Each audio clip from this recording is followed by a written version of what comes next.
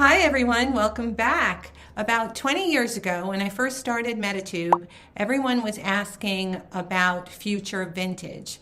So today I'm looking at my vintage jewelry collection from around the turn of the 21st century up until around 2022, which was exactly 20 years ago this year. I'm showing you what I got then that became future vintage now. The first thing I want to show you is my collection of Iris Apfel jewelry. I got this first one around 2018 when she looked like this. This was before her rejuvenation.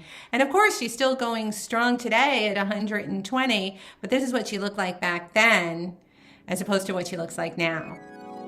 And I'm so glad that I got this piece because it turned out to be the most rare, and I did buy it when it launched, so I got it in the color of my choice. I wish I had bought the other colors as well, but this is great. This was when she first started her line. This was one of the first things she did. It's a little long for this neck. Here it is. Isn't this wonderful? This is all 3D. I think she said this was French, that she had it actually made in France. It definitely looks like it to me. Isn't that fabulous? So this is the most rare out of these, but then I also have other pieces from her. I have these link chains, which I remember recommending to everyone back in the day when it was still YouTube. See how fabulous that looks over silver? And these I still blend together and wear different ways. I combine them. Even 20 years later, I'm still using these all the time. Look at, I love the sound they make. Look at these together. This color combination.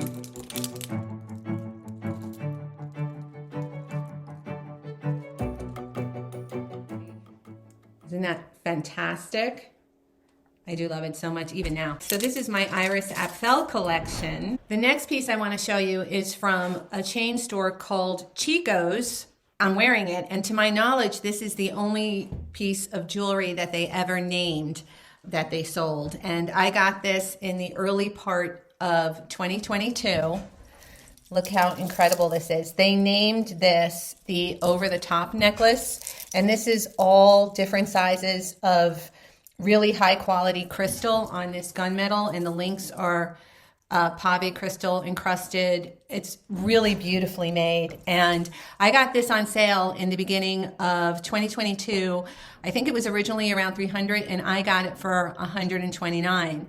So if any of you have your time portals working and you have enough energy saved up for the month, I'll put the link in the description box below, and you can go back then and grab it before it sells out. This is my favorite piece that I've ever seen from Chicos. They did do very high-end. They made things using real pearls. Sometimes they use sterling, sometimes they use agates and semi-precious. But this is just the most extremely high-end crystal with these different odd cuts. There's teardrops, but then there's also odd cuts that you never see, and this is horizontally set. It's the center of this necklace, and this really stood the test of time. I leave it out in my room as part of the decoration.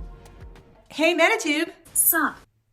Can I have a half-calf double espresso salted caramel latte with whipped cream extra hot? Not everything about the future is what it used to be, but this definitely is. Okay, these are a couple pieces from Kate Spade from my collection. This is the, I still have an original pouch. How cool is that? And that's the pouch that this necklace came in. She used real grain ribbon for this, kind of put inside. Isn't that wonderful? Very summery. She was known for her stripes as well. So a really good example for the collector. This is what the back looked like. There was a hang tag as well as a little spade for Kate Spade. So really wonderful example there. And then I, at the time, was very into sort of geometric shapes or modernist shapes. So this is another one. And I love the yellow. Isn't that gorgeous? Also extremely wearable even now. if not more wearable today. I think this piece was especially ahead of its time. This one was a limited edition from H&M. This is also very geometric and modernist. And this, I think I got around 2012. Isn't that superb?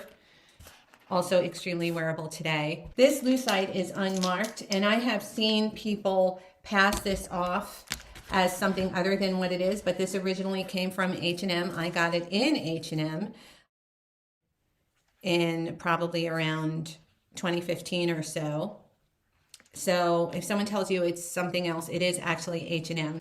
And I still have the bag that it came in. Next up, I have 3 pairs of earrings to show you. The first pair is Joan Rivers. So this is probably actually right before the turn of the century, but it still counts.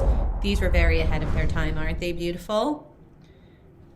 Love the size of these. And then we also have represented from Zara. I have 2 pairs of earrings that I've managed to keep over time. These have really become some of my favorites. There's these from Zara, and these. And at the time, they were making things, they were actually referencing vintage. So very, very fun, because this is Vintage Does Vintage. So this was their take on kind of a 1980s design, but early 21st century. Really fabulous, right? Collabs were very, very big at the time. There was a lot of collaborations with designers and artists and celebrities. And I am so glad that I saved this bangle. This was made in collaboration with Yoko Ono and Maiden Nation. And it was made for, I believe, Women at Risk, or to raise funds for women's causes. And this was her contribution, and it actually is a cuff bracelet that says Imagine Peace. And this also has really become a very highly sought after collector's piece. So I'm really glad that I have this one. Also at the time, Etsy had just exploded, and everyone was finding out that they had a platform. Everyone found out that they could pretty much be self-publishing, and if they had designs that they wanted to market, they could bring it to platforms like Etsy or Store Envy or things like that. So I met a lovely young girl at the time who was making these earrings, and I fell in love with them. And I forget what she named these, but these were all limited edition. So these are not very well known, and they're not signed, but they're very indicative of the time and what was going on politically. Aren't they amazing? This represents another really collectible name from the time period. This was made by a chain store called You and I, and this was one of the best ones I ever bought. They had several sections in the store, and they had a back room where their more expensive things were, and this came out of the back room. And it's very arty to me, and this looks like a real gallery piece, but it's from You and I about the turn of the century, maybe up until, maybe 1995 to 2005.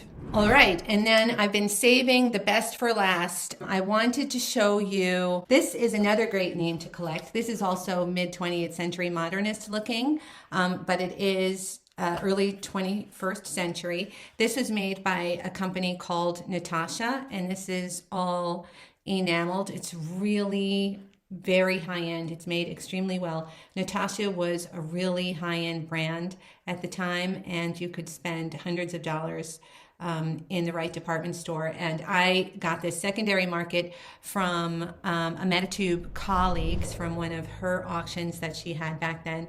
And I actually wear it backwards. I wear it like this.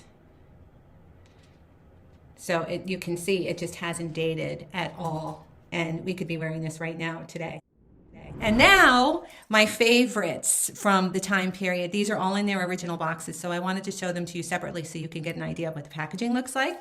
So the first one is Iris Apfel. And this was what the packaging looked like when you got hers. It's really beautifully packaged.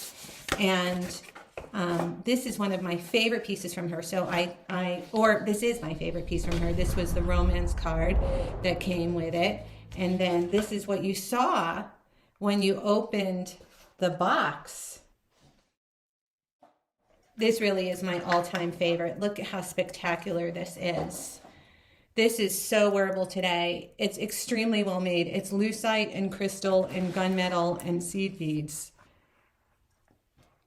And that is early 21st century Iris Apfel.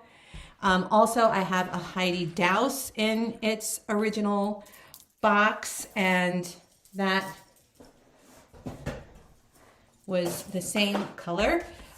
These were collaborations done with a shopping channel at the time named HSN, so they put everything in these same blue boxes. But this is a Heidi Daus, and this is one of the best ones you'll ever see. Oh, I have the original. This is so funny. I have the original bill of sale. Paper. Who sees paper now? And then this was the card. This is what the card looked like. That's her. That's the designer, Heidi Daus. And this was the warranty that came with it. This was such high quality. Look at this. It's like an Indian... It's like an Indian mogul. Isn't that magnificent? I know, this just gives me goosebumps. And look at how well it's survived over time. And I think there's a signature. See, there's a signature right there. This was extremely high quality. This was very expensive for the HSN platform at the time, and they took a risk. But it was very popular, but these higher end ones, they were more limited and they made less of them. So I'm glad I grabbed this one when I did. This was a collaboration of designers with Loft, and I'll show you what that box looks like. Please don't forget to subscribe, click like. If you like this video, wait for Edgar II. Edgar II is coming up at the end, and I'll show you this now. This was the presentation box. So this was inspired by, it says Juliana Rancic and Susanna Day. Those were the designers of the time. And this was made, this was designed by them for Loft. It's a beautiful box. And this is exquisitely made. This is also a signed piece. There is the signature. And a really stunning example of statement necklaces, but a really beautiful, high quality, well-made one that has stood the test of time. So there it is there. Thank you so much for watching. Please subscribe, click like, ring the bell, share. Wait for Edgar II coming up, and I will see you next time.